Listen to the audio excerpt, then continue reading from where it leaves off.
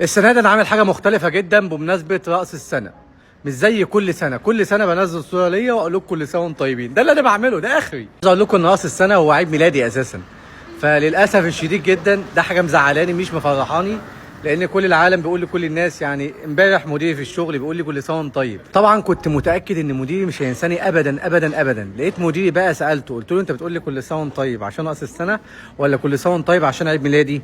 فطبعا مديري انا عارف ان هو فاكر عيد ميلادي وفاكر كل حاجه، فقال لي كل سنه وانت طيب طبعا علشان راس السنه. قلت له بجد؟ اكتر حاجه محرجه في الدنيا دايما يعني بتقبلها. انا عارف ان اي حد يقول لي كل سنه وانت طيب هاجي اقول له ليه. دايما حتى اصحابي ايام الجامعه، حتى اي حد اعرفه بيقول لي عشان راس السنه، وبينسوا ان هو السنه عيد ميلادي. فللاسف الشديد جدا الاثنين جايين مع بعض. انا السنه دي مش عامل اي حاجه زي كل سنه، ولكن اقول لكم كل سنه وانتم طيبين، ربنا يدوم عليكم الايام بخير. السنه دي هتكون مختلفه مع راس السنه، لان السنه دي كمان كام ساعه همضي عقد تبتب سند مع تونس. خلاص، بما اني خلاص اشتغلت معاهم على تونس همضي العقد، وكمان ان شاء الله بكره او بعده همضي عقد مصر مع تبتب سند، هنجدد العقد. فده طبعا نجاح كبير جدا ليا، ويشرفني ان اكون مع الشركه المحترمه دي. فعاوز اقول لكم ربنا دايما يبارك فيكم، دايما كده تكونوا فخورين بنجاحكم، فخورين بكل حاجه.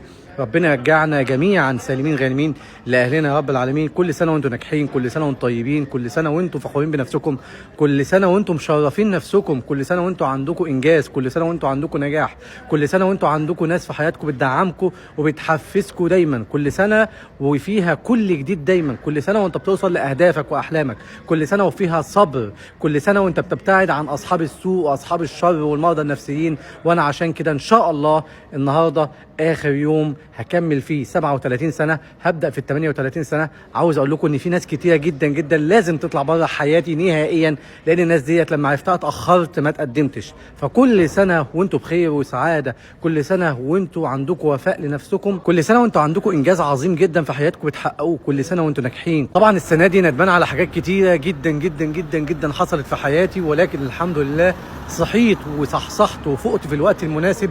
وعلشان كده هبدا سنه جديده مميزه، سنه فيها نجاح، سنه فيها انجازات عظيمه جدا ان شاء الله. 2026 يكون فيها كل ما هو مختلف، كل ما هو مميز، كل ما هو جديد ان شاء الله سبحانه وتعالى. شكرا جدا لحضراتكم، كل سنه وانتم طيبين جميعا على كل منصاتي. ربنا يوفقكم جميعا على الخير.